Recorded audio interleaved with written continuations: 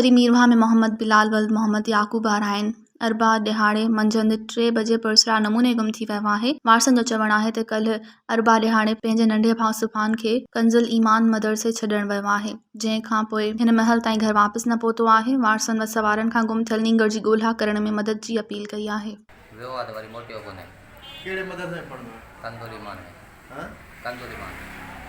ये काथे है? शहर में ठरिया रे मदरसे में। केड़े टाइम पे आया? 3 साढ़े 3 बजे कल। हाँ। अच्छा फिर वापस ना आयो? वापस ना आयो। नालो छा है नंढड़े? मोहम्मद बिलाल।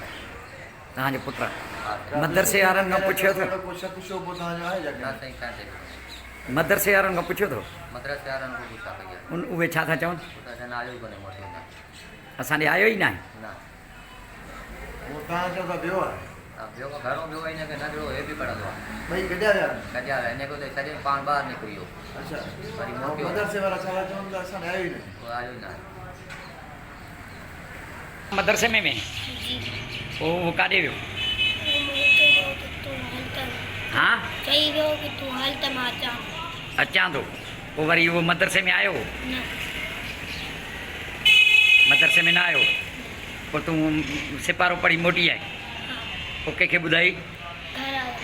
ॿुधाई। मज़ीद खबरों और तफसीलात के लिए विजिट करें हमारी वेबसाइट www.awamiNewsHD.com।